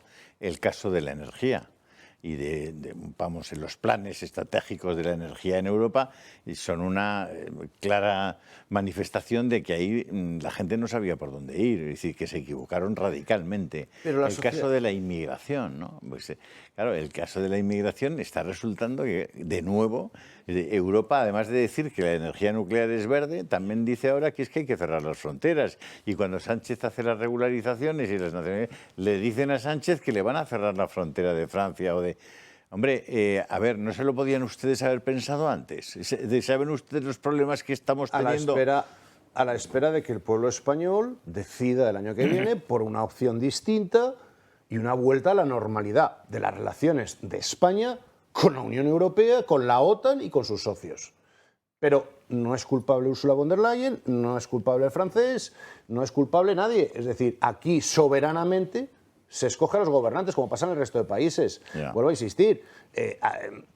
Yo creo que sería bueno un pequeño esfuerzo por parte del centro-derecha y de la derecha, todos juntos, ¿no?, el año que viene, para revertir esta situación, y eso yo creo que es la esperanza, ¿no?, la que todos tenemos, y la gente que quiere votar ya, sois convencido, ¿no?, para cambiar un poco estas cuestiones. En fin, con la misma, yo creo, ansiedad, esperan desde Bruselas y desde muchas capitales europeas que eso suceda. Antonio López Istúriz, ha sido un placer que nos haya acompañado en esta mañana. Espero volver a verle pronto por aquí. Muchísimas gracias. ¿Qué hándicap tienes? ¿Que vas a Mar-a-Lago, no? No, me voy ahora voy a Miami porque vamos a explicar a unos congresistas y senadores republicanos de Florida que mandan mucho en el Partido Republicano la posición europea sobre Irán, la relación con Israel, y me temo muy mucho que me imagino que alguna pregunta en particular me caerá sobre el caso español, para mi desgracia. Pero estamos ahí, ¿no?, para resolverlo. Un placer. En fin, cambiamos de asunto. Buen viaje, Antonio. Hablemos de la regularización masiva de inmigrantes en nuestro país, que hoy, ya desde hoy que es jueves, se puede solicitar. Además, se plantea que hasta el próximo 30 de junio, según el Gobierno, haya unos 250 solicitantes de asilo y otros 250.000 solicitantes en situación irregular que consigan ese permiso de residencia. Los datos varían según quien los cuente, porque desde Funca se elevaban la cifra a más de 800.000 e incluso desde el Toro Televisión hemos accedido a un informe de Fronteras de la Policía que habla de 1.250.000 personas. Desde las comunidades autónomas del Partido Popular se plantean llevar todo esto ante los tribunales. Sin embargo, en Andalucía, Juanma Moreno Bonilla lo estaría dudando porque dicen que están a la cabeza en las encuestas, que están con ese rozando la mayoría absoluta y que centrar la campaña o la precampaña electoral en este asunto, desde luego, es una cuestión que no les vendría muy bien. Sea como sea, hay 5 comunidades del Partido Popular que van a recurrir este decreto de regularización de inmigrantes. El Partido Popular pretende plantar cara a la regularización masiva que ha aprobado el Gobierno. Ya son 5 comunidades del PP las que recurrirán este decreto. Alberto Núñez Feijóo denuncia que el Ejecutivo no está dando una cifra real, que no es una política sensata y responsable, y acusa a Sánchez de promover una inmigración a granel. No es una política sensata y responsable. No tiene ningún sentido que un inmigrante con antecedentes policiales pueda seguir conviviendo en nuestro país. Una inmigración a granel, que venga simplemente a un efecto llamada y que las mafias sigan traficando con seres humanos y que esto se convierta en la puerta de entrada de la ilegalidad en la residencia, no solamente en España, sino en la Unión Europea, no lo ha hecho ningún gobierno en toda la Unión Europea. Por su parte, el Gobierno no entiende la postura de la oposición. Estamos escuchando ese giro incomprensible del Partido Popular. Mientras los consulados se llenan de inmigrantes haciendo cola por toda España, apresurados por conseguir la documentación para tramitar la regularización. Ellos únicamente tendrán que acreditar que llevan 5 meses en el país y que no tienen antecedentes. La Policía Nacional ya ha alertado del caos en el proceso. Los agentes denuncian que no han recibido órdenes de cómo gestionar esta situación, en la que se pretenden regularizar más de 500.000 de inmigrantes. Dicen que será un sobreesfuerzo sin preaviso y que no hay personal. Y ya ponen la voz de alarma en el periodo que vendrá después de esta regularización masiva de irregulares. Alertan de que las mafias de personas pueden ver un filón en las reagrupaciones familiares, donde los inmigrantes que aún no están en España paguen a los que consiguieron regularizarse para que les deje hacerse pasar por un familiar, como su hijo o sus padres. Será el caos total. ¿Y cuál es el temor de Bruselas ante este asunto? Que podamos llegar a la situación de que incluso se tengan que cerrar las fronteras. Es lo que cuenta El Español, es una advertencia sobre una posible limitación del sistema europeo de libre circulación y el espacio Schengen. Esa advertencia la habría lanzado el comisario europeo de Asuntos de Interior, que prevé una avalancha, un efecto llamada, con esta regularización de inmigrantes. Alejo, ¿cómo valoras esta regularización? ¿Alemania sabe algo de eso? ¿Alemania sabe algo de cómo regularizar 1 millón de sirios de un golpe? Cuando la guerra de Siria, cuando Assad empezó a matar a mansalva, pues 1 millón de sirios en Alemania. Entonces, como el resto de países europeos se resistía, Sor Angela Merkel dijo, pues todos por acá. Y entraron todos. Bueno, se formó un pitote que o sea, no sé, pero sin duda tuvo efectos electorales, como se vio después, ¿no?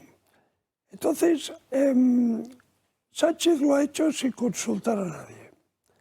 O sea, sin consultar a sus socios europeos, sin consultar absolutamente a nadie. Y además en forma de un decreto, un real decreto, que no puede ser sometido a escrutinio parlamentario. Entonces lo que han hecho los partidos de oposición es ir a los tribunales, que es lo único que les queda, ¿no? Entonces, pero bueno, eso, ad calendas grecas, ¿no? A ver, 1 millón y pico de personas de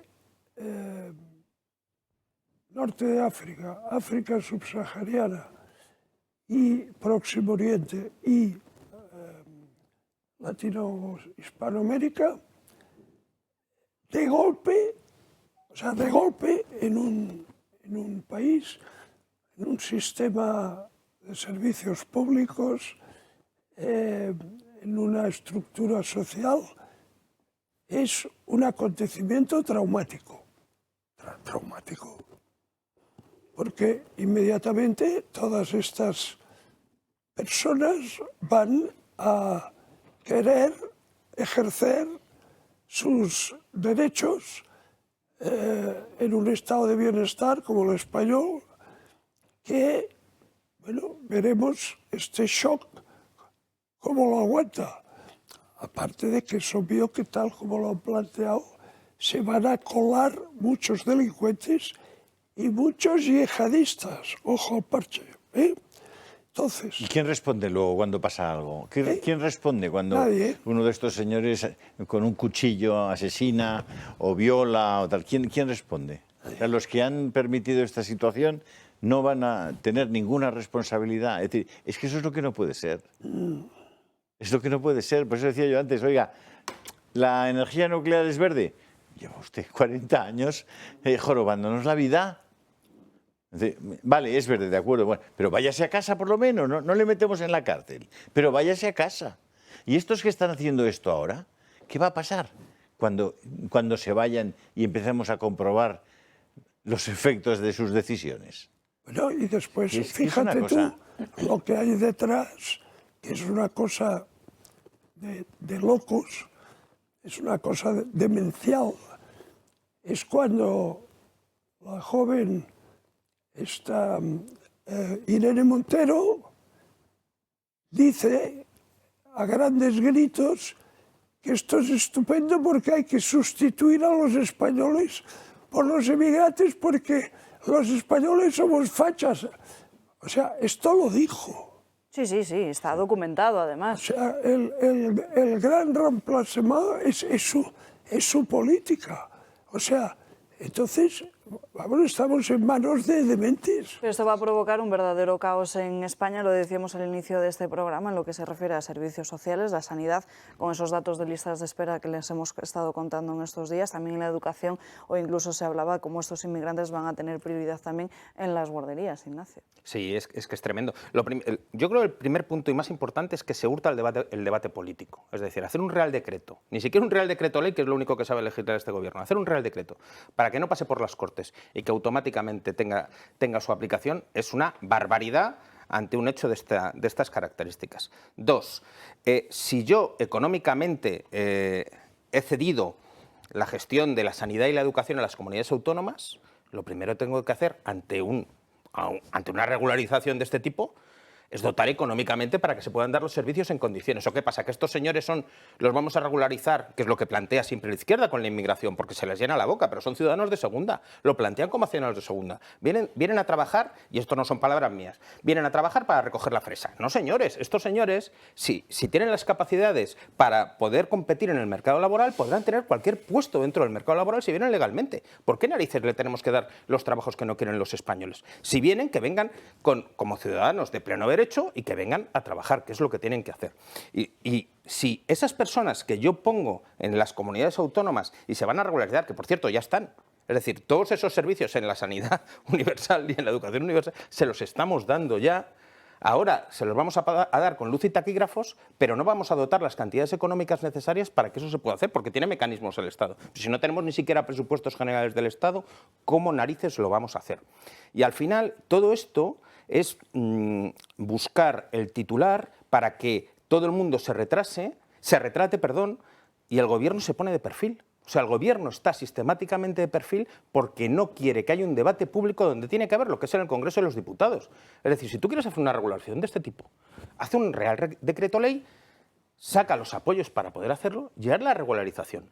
No te protejas en que hay una iniciativa popular que además has pervertido totalmente y estás tocando puntos, bueno, el único punto que realmente han tocado es el de los penales, que es que ya era escandaloso. O sea, lo que había inicialmente dentro del primer borrador del Real Decreto era absolutamente escandaloso. Pero bueno, es que hay muchísimos puntos que hay que tocar para tener en cuenta e incorporar a 500.000 personas, que es que además ya están aquí, entonces que están en la economía sumergida. O sea, ¿cómo están viviendo en este país? O sea, ¿de qué manera están viviendo? ¿Están contratados con un documento que no es el suyo? O sea, hay muchas preguntas que hay que resolver de cómo está el ecosistema de la inmigración en España, que me niego a decir migración, me niego absolutamente, son inmigrantes porque han venido a este país y son inmigrantes, y lo que hay que hacer es que la gente esté trabajando legalmente en este país, pero no por esta vía, es que esta vía es un desastre y esto que están haciendo es, bueno, pues eso, intentar sacar rédito político de estas personas que además están en una situación irregular. Un verdadero caos como el que se vive en la Universidad Autónoma de Barcelona, que vuelve a ser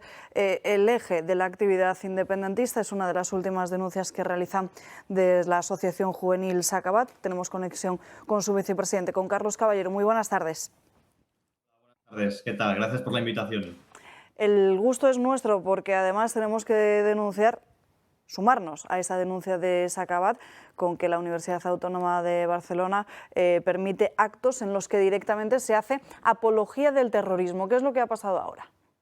Efectivamente, bueno, lo último que ha pasado, la última noticia de la Autónoma es que el pasado 9 de abril el SPC, que es el Sindicato de Estudiantes de los Países Catalanes, esos que dicen que existen, que para el que no lo sepa son al final los cachorros violentos de las juventudes de Raíz y de la CUP, pues organizaron, ¿no?, en un local ocupado en la propia universidad, ocupado ilegalmente, pues una especie de pica-pica / botellón para celebrar sus 20 años desde que se fundaron en el 2026, ¿no? O sea, en el 2006, perdón.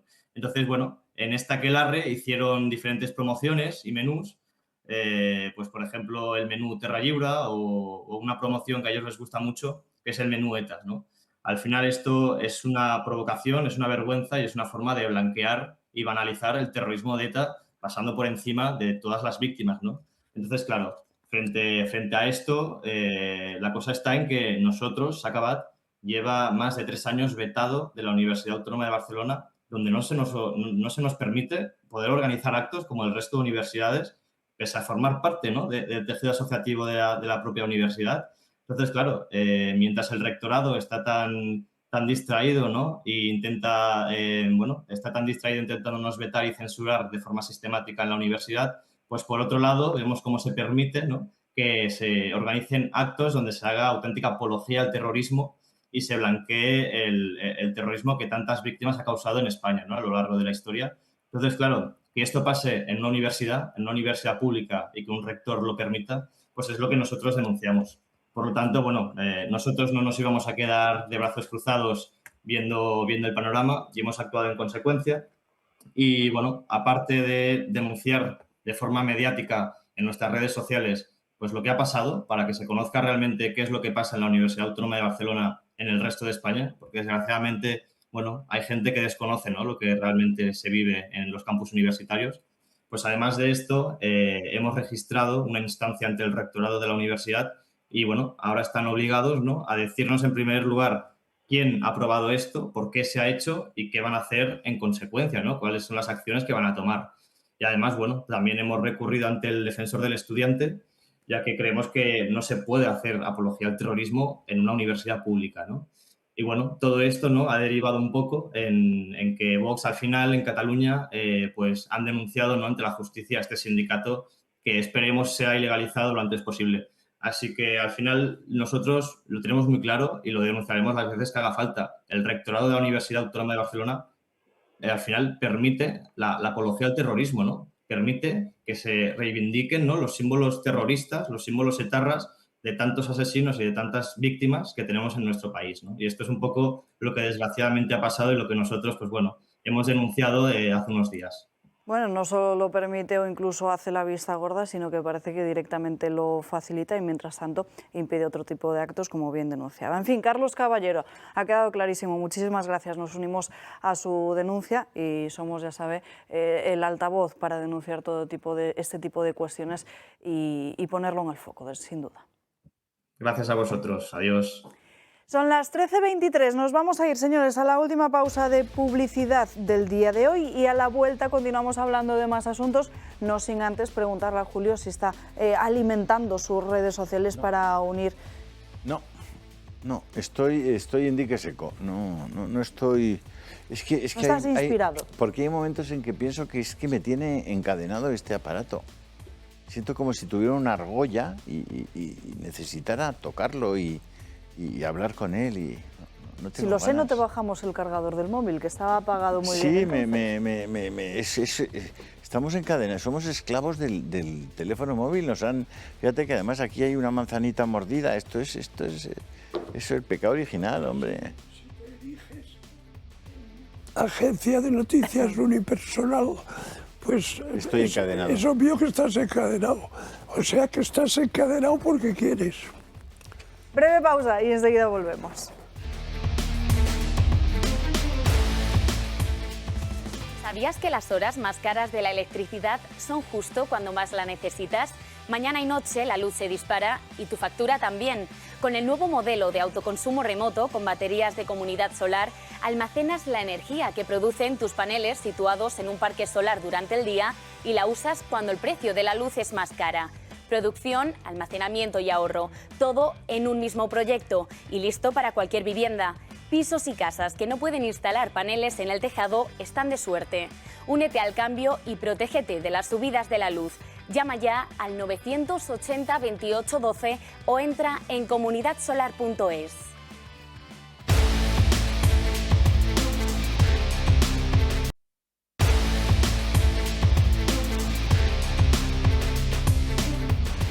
Recta final del programa y atención a este dato, 5 millones es el número de personas que padece diabetes en España y uno de los órganos más afectados es el ojo. Eduardo Morán, ¿qué tal? ¿Cómo estás? Hola, ¿qué tal? ¿Cómo estáis todos? Sí, de vez en cuando hacemos esta píldora sobre diabetes, que es una de las causas que cuando no se cuida uno, porque es una causa metabólica y que afecta a muchas más partes del cuerpo, pero que cuando afecta a los ojos limita mucho. Y entonces, claro, luego nos vienen pues, a la óptica, ¿no?, con una limitación por calidad de visión, en el que sí tenemos, pues adaptamos pues, sistemas de aumento de tamaño de las letras o para ver bien un poco pues, las televisiones, pero al ser un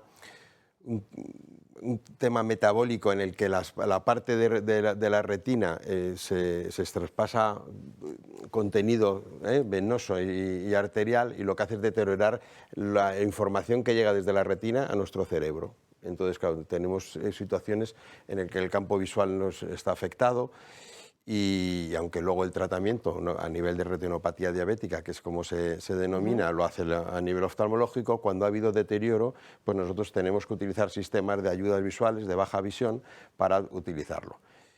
Y como siempre ponemos una cosa y luego la otra, la idea es que hay remedio, y hay no solo remedio, sino que con revisiones previas ya el retraso de la retinopatía diabética puede ser casi crónico, o sea que no, personas, antiguamente nosotros cuando empezaba uno con diabetes, pues alrededor de 10 o 15 años de tener diabetes empieza a tener afección a nivel retiniano, ¿no? Pero ahora no, ahora con un buen cuidado metabólico, con un buen cuidado de la alimentación, con no tener esos picos que están, lo que se hace es que se retrasa bastante la aparición de los síntomas, ¿no?, igual que en otro tipo de órganos.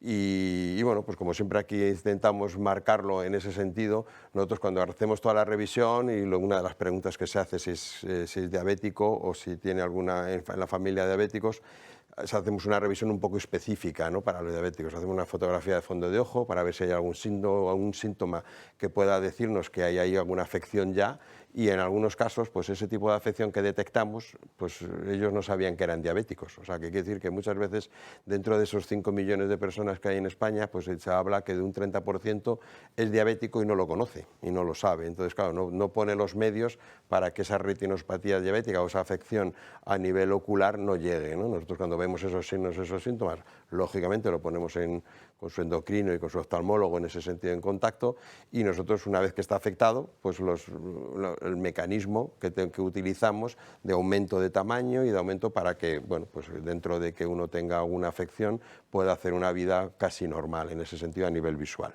Es importante hacerse Muy revisiones importante. también, ¿no? Sí, hacemos este tipo de avisos porque, bueno, esta semana íbamos a hablar de lente de contacto, porque el día 15 ha sido el Día Mundial de las Lentes de Contacto, pero yo creo que realmente es muy importante.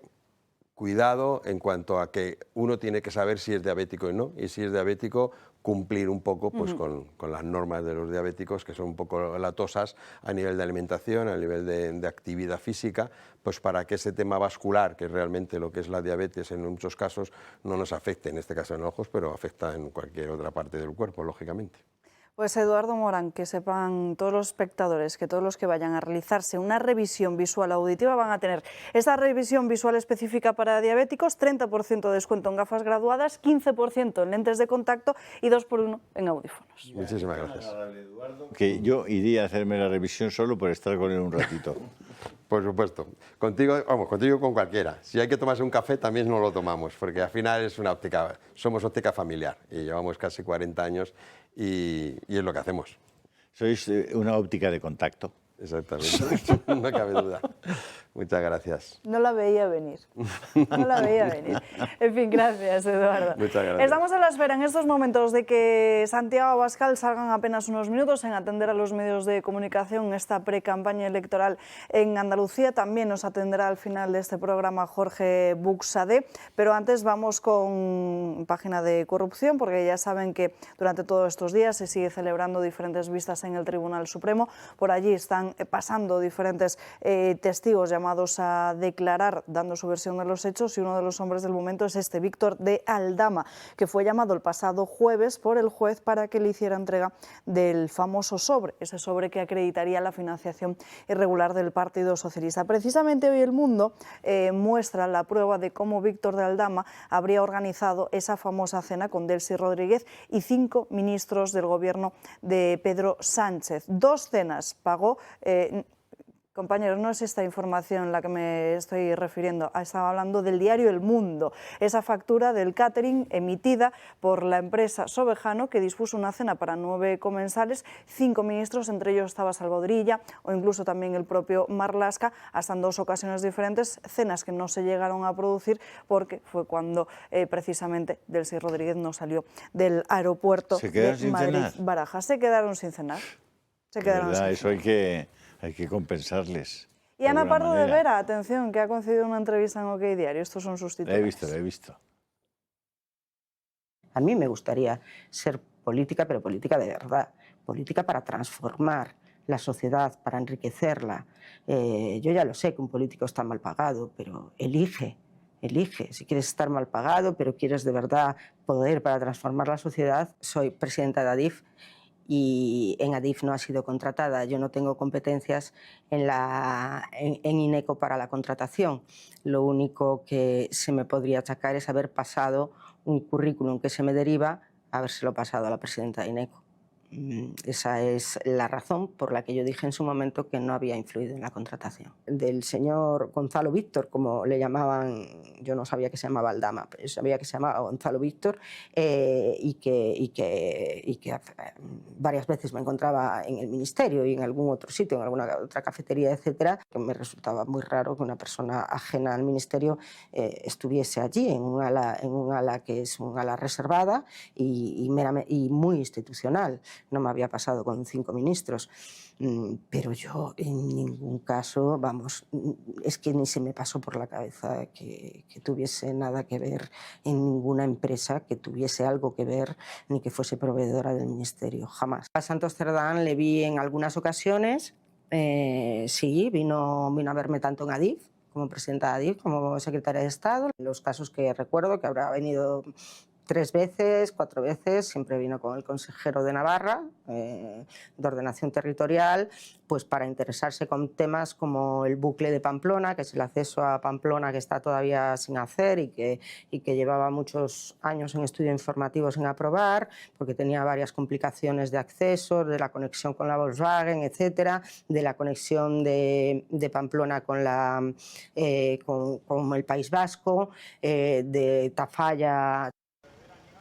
Turno de Isabel Pardo de Vera, uno de los testigos más esperados del juicio Mascarillas. La expresidenta de ADIF ha optado por hablar pese a estar imputada en la Audiencia Nacional y se ha desvinculado de cualquier irregularidad. Dice que no recibió instrucciones para contratar a Soluciones de Gestión, pero defiende la decisión. ¿Cómo se llega a la cifra de 5 millones de mascarillas de necesidades? ¿Tiene usted alguna intervención en esto? No tengo ninguna, venía ya definido en la propia orden ministerial. Y a los resultados me remito, que fueron satisfactorios. También ha reconocido reuniones en el Ministerio de Transportes con Koldo García y con Víctor de Aldama, reuniones en las que no estaba presente José Luis Ábalos. Algo extraño, según Pardo de Vera. Tienen que tener en cuenta que para ser una persona que es externa al ministerio, a mí me daba la impresión de que estaba con más asiduidad que lo que corresponde. Se desvincula también del posible enchufe de Jessica Rodríguez en INECO. Dice que solo reenvió su currículum por respeto institucional al ministro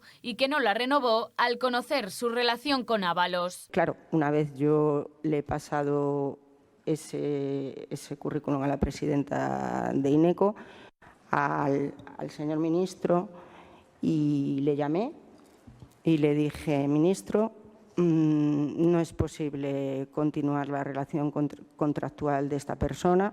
Durante toda la declaración, Pardo de Vera ha intentado dejar a Ábalos en segundo plano y no ha dudado en señalar a Koldo García, al que tacha de peculiar. Lo identifica como el transmisor de Ábalos y asegura que no cumplía con los estándares institucionales. Que el señor Koldo García era el transmisor, porque era la persona que tenía su agenda. Estas críticas de Pardo de Vera a Koldo García ya se produjeron cuando la expresidenta de ADIF declaró en la Audiencia Nacional. Criticó, por ejemplo, que en ocasiones se dirigía a ella con apelativos como bonita, un trato que también se observa en una conversación que la UCO intervino entre ella y Koldo García, en la que el exasesor de Ábalos realza lo bien que le quedaba el pantalón a la expresidenta de ADIF. En el tobillo, seguramente. ¿El qué? No, es que, No le se te ha quedaba bien, escuchado. que le quedaba bien el pantalón por la zona del tobillo. Vamos a ver, es que toda la declaración es un esperpéntico. cachondeo. Es chusca. Es Dice, yo me limité a pasarle el currículum a la presidenta del INECO. ¿Cómo que te limitaste, guapa? ¿Cómo que te limitaste? O sea, estabas colaborando en la contratación de la Jessica. O sea, después dice otra cosa curiosa. Dice, bueno, es que yo ignoraba que Aldama era proveedor del ministerio. Así. Si el Aldama estaba todo el día por allí. O sea, es que, en fin, espero que el tribunal actúe en consecuencia, ¿no? Y después, a ver, su relación con Koldo. O sea, Koldo es un personaje que todos conocemos su biografía, ¿no? O sea, bien. A ver, hola bonita. ¿Cómo que hola bonita? O sea, te vi con el pantalón negro y estabas buenísima. O sea, no hay confianza, ¿no?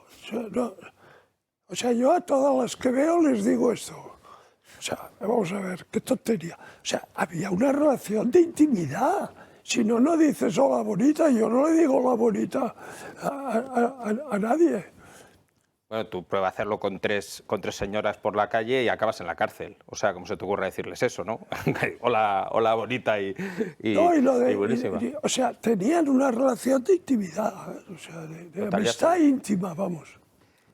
A mí me resulta tremendamente sorprendente que una persona que llega a ser presidenta de una de las principales empresas de infraestructura de este país no entienda que cuando ella pasa un currículum a cualquier otra persona, lo que está haciendo es facilitar su contratación. Una E2, o es completamente inválida para el puesto que ha desempeñado. Claro. O es completamente inválida para el puesto que ha desempeñado, es decir, es una persona que no tiene las capacidades ni técnicas ni de gestión para poder desempeñar ese puesto, o miente descaradamente en un tribunal de justicia. Es que a mí no se me ocurre ninguna otra explicación lógica. Es que lo presenta de una forma y dice, me limité. Sí.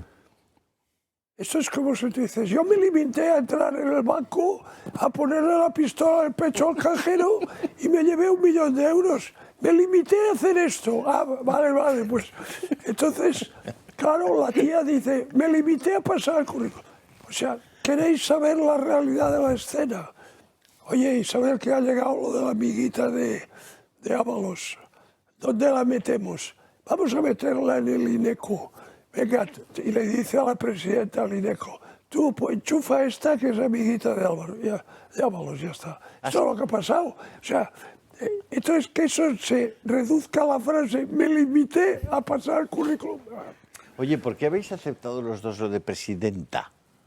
¿He dicho presidenta? Sí. Pido perdón. ¿Y tú también? Pido perdón. ¿Así? Presidente de Adif. ¿Por qué habéis aceptado eso? ¿Quieres que diga presidente? Bueno, no lo sé. Ha sido un lapsus bilingüe por mi parte. Ente no es ni masculino ni femenino, sirve para mujer y para hombre. Es el ente que preside. Bueno, porque nos dejamos arrastrar.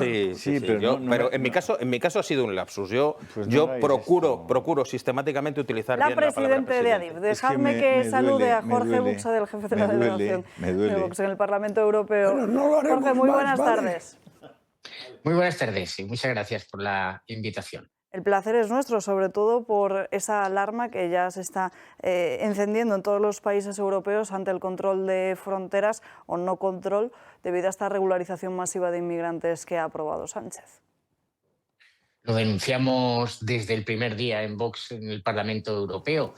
La regularización extraordinaria, masiva, de no sabemos cuántos inmigrantes ilegales residentes en territorio europeo por parte del gobierno de Sánchez tiene muchas consecuencias y una de ellas era lo que está sucediendo ya y es el riesgo de poner en peligro la frontera de España con Francia, que Francia cierre su frontera ante el riesgo evidente que supone.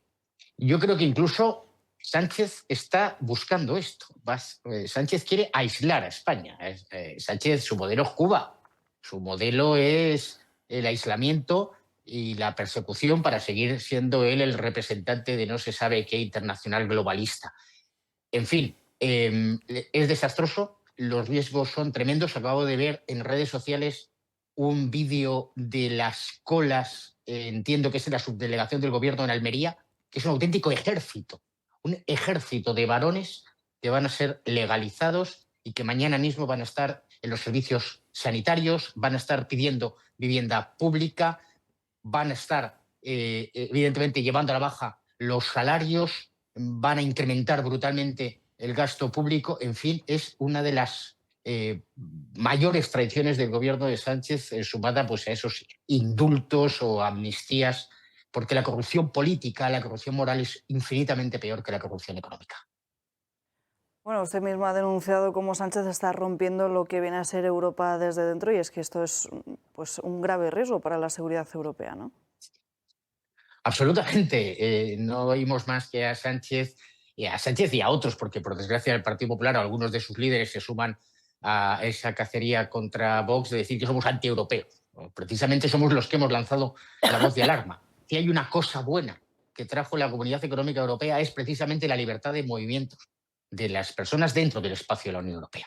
Y ahora lo que nos vamos a encontrar es que las fronteras exteriores están abiertas de par en par, llamando a la invasión inmigratoria, y por otra parte corremos el riesgo de que la frontera interior con Francia sea cerrada, dejándonos aislados y convirtiendo a España de forma acelerada en el tercer mundo. Bueno, Vox ha logrado reabrir en el Parlamento Europeo, este es otro asunto, el debate sobre los crímenes de la banda terrorista ETA, que sigue sin resolverse en unos días en los que además seguimos denunciando día tras día la liberación de presos etarras. Sin duda, esta misma semana lo llevamos a la Comisión de Peticiones. Esto viene de una inicial petición de Daniel Portero y la Asociación de Memoria, Dignidad y Justicia de las Víctimas del Terrorismo de hace 6 años. Eso dio lugar a una visita, una misión de investigación de estas del Parlamento Europeo, donde la Comisión de Peticiones del Parlamento, yo tuve el honor de participar en esa misión, sacamos un documento donde se señalaba claramente las instrucciones, recomendaciones que se daban desde el Parlamento Europeo al gobierno de Sánchez. Y todas las ha incumplido, no ha cumplido nada. Y, por tanto, ante las excarcelaciones masivas que se están produciendo por el gobierno vasco, al cual se le cedió la competencia penitenciaria de terroristas, pues volvimos a llevar ese debate y exigimos que la Comisión de Peticiones, a su vez, vuelva a requerir al gobierno explicaciones. Sabemos que no va a hacer nada el gobierno de Sánchez, pero por lo menos por nosotros no va a quedar que sigamos defendiendo a las víctimas, a todos esos víctimas del terrorismo que ni siquiera han podido ver juzgado a los responsables, a los autores de los delitos de sus familiares. Recomendaciones muy buenas. Si me permites, conseguimos, por ejemplo, poner de manifiesto que todas las víctimas de ETA son las de la misma dignidad. Da igual que hubieran sido asesinadas antes del régimen del 78 o después del régimen del 78, o que se estableciera claramente la imposibilidad de obtener beneficios penitenciarios si la víctima no se arrepentía y colaboraba activamente con la Administración de Justicia para la persecución de los que pues, le habían acompañado al terrorista que se iba a excarcelar, pues como cómplices, como coautores o colaboradores necesarios. En fin, nada de esto está sucediendo. Sánchez está destruyendo la nación con la colaboración de lo peor de los partidos políticos de Europa, que es esa extrema izquierda y los separatismos en España. Jorge Buxade, muchísimas gracias por atendernos en esta mañana. Le enviamos un fuerte abrazo. Pues muchísimas gracias y, a pesar de todo, mucho ánimo. Vamos a ganar esta batalla y hay que animar a los españoles a ser fuertes, tener esperanza, pero que hay que rogar mucho a Dios y dar mucho con el mazo. Jorge, que no, don Jorge, que no le despido, que le habla Julio Ariza. No se vaya usted tan Ya rápido. me imaginaba yo. Sí. El otro día leí un comentario suyo que me pareció realmente atinado al respecto de la posición del Papa León en los temas de inmigración.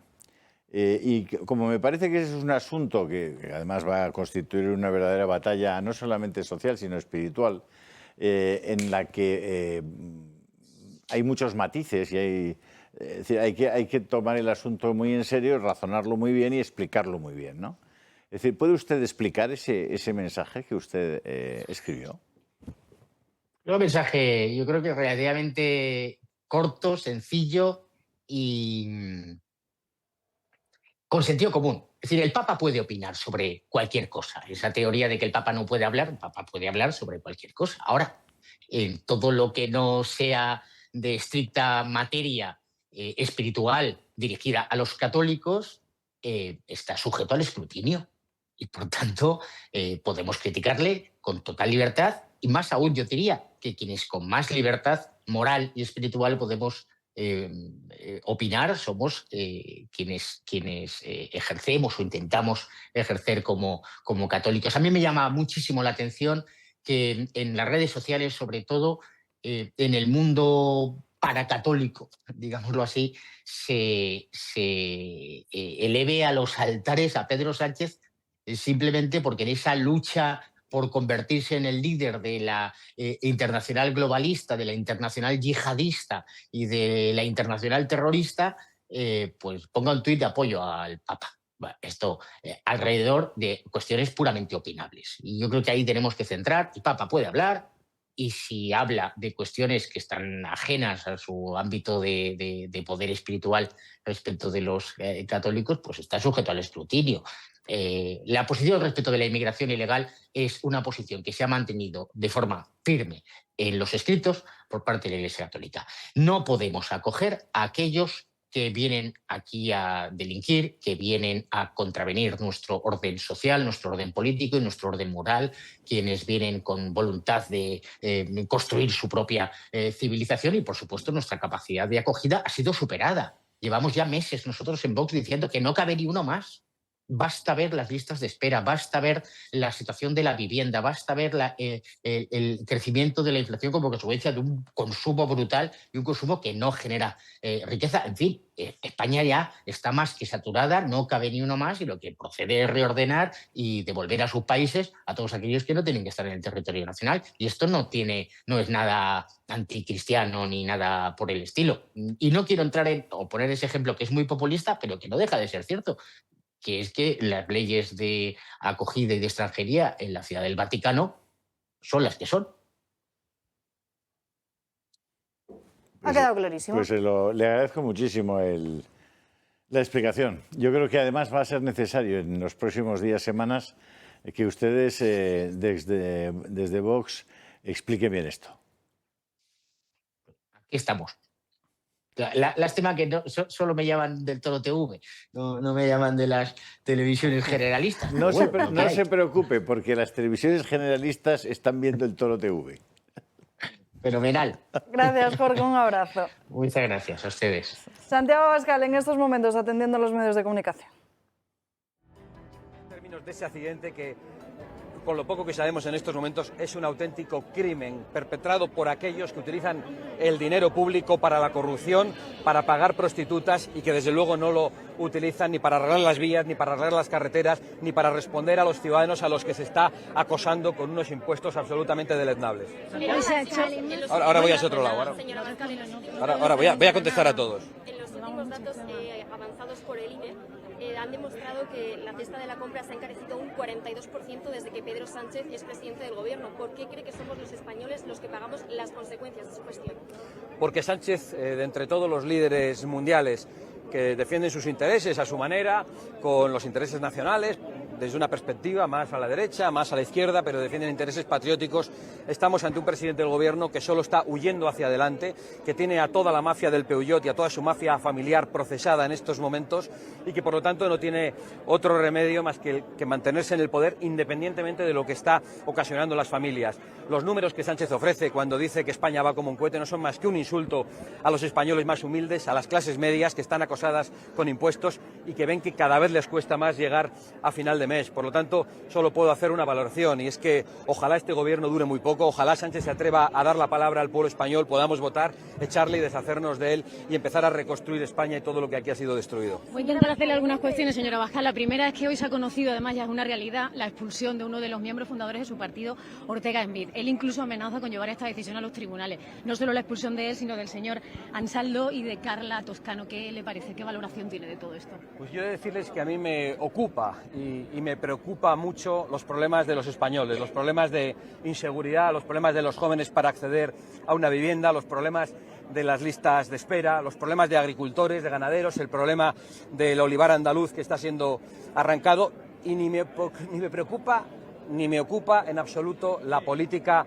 del corazón por la que ustedes me han preguntado 300 veces y me seguirán preguntando y obtendrán la misma respuesta. ¿Y qué le parece el desmarque de la primera ministra de Italia? Luego vuelvo a usted. En una entrevista exclusiva a Diario, la señora Pardo de Vera ha asegurado que no tiene nada que ver en la adjudicación y en favorecer a empresas como expresidenta de Adif, y al mismo tiempo se plantea llegar a la política para dignificar la profesión. ¿Qué le parece a usted? Bueno, ya dirán los jueces si tiene algo que ver o no tiene nada que ver, pero hasta ahora lo que hemos visto es que todos dicen que no tienen nada que ver, que ninguno sabía nada, empezando por el jefe de la mafia, que era al que llevaban en el Peugeot para ganar las primarias que según Koldo, que ahora mismo está en prisión, han sido pagadas con dineros de la prostitución de la familia del presidente del gobierno. Entiendo que todos digan que no sabían nada, es la mejor estrategia de defensa que pueden tener probablemente y supongo que tienen el derecho a mentir, con lo cual poco puedo decir más que finalmente sabremos toda la verdad, porque no vamos a parar, ni siquiera después de que les echemos del gobierno, no vamos a decir pelillos a la mar, no vamos a permitir que la corrupción se tape de nuevo con las alfombras y no vamos a permitir que esto quede impune y que no paguen las responsabilidades todos aquellos que tienen alguna culpa. Me gustaría saber qué opinión tiene con el distanciamiento de la señora Meloni de las políticas de Trump. Para formar la mesa en Castilla y León. ¿Cómo van las negociaciones? ¿Cómo van las relaciones ahora mismo con el Partido Popular? Cuando me preguntan por las relaciones con el Partido Popular, pues la verdad es que es difícil contestar porque hay muchos partidos populares. Yo he de decir que en estos momentos estamos encontrando una voluntad de diálogo en el Partido Popular de Extremadura, en la señora Guardiola, también en el Partido Popular de Aragón, en el señor Azcón, y es una voluntad de diálogo que ya hemos detectado hace varias semanas, incluso hace algún mes, pero las negociaciones no han avanzado más por las zancadillas del Partido Popular, de la dirección nacional del Partido Popular, que le cuesta comprender que Vox ha tenido una gran fuerza, tanto en Extremadura como en Aragón, como en Castilla y León, y es una fuerza que vamos a ejercer. Desde luego no pretendemos que se aplique todo nuestro programa, pero una parte muy importante de lo que los ciudadanos han elegido al votarnos a nosotros va a tener que recogerse en esos acuerdos y estamos optimistas respecto a esas tres regiones si el Partido Popular y su dirección nacional no ponen palos en la rueda. Señora Abascal, ¿cómo valora usted el distanciamiento de la política de Meloni, de la primera ministra italiana, respecto a Trump, las críticas que le ha pronunciado el propio Trump a la primera ministra? Pues mire, yo les hablaba precisamente de Mercosur y me acuerdo ahora de mi amigo Javier Milei, que está a favor de Mercosur, y Javier Milei está a favor de Mercosur porque defiende los intereses de Argentina y porque este tratado viene bien a Argentina. Y yo, sin embargo, estoy en contra de Mercosur porque tengo la convicción absoluta de que Mercosur perjudica a España. Es decir, Javier Milei está defendiendo los intereses de Argentina y yo los intereses de España. No defendemos la misma posición, pero ni nos peleamos ni rompemos entre aliados. Yo estoy convencido de que el señor Trump, a su manera, trata de defender los intereses de Estados Unidos y que la señora Meloni, sin ninguna duda, está también defendiendo los intereses de Italia. Yo por eso creo que hay que comprender a los aliados, no hay que atacarles, y no tengo ninguna duda de que Giorgia Meloni es una gran patriota que hace todo con muchísimas dificultades para defender los intereses de Italia. Porque en el Parlamento dijo que eran poco comprensibles. El Partido Popular votó en contra de una iniciativa de Vox para proteger el olivar frente a esa tala masiva que se está produciendo, por ejemplo, en Andalucía para la construcción de placas fotovoltaicas. ¿Se esperaban este voto por parte del PP?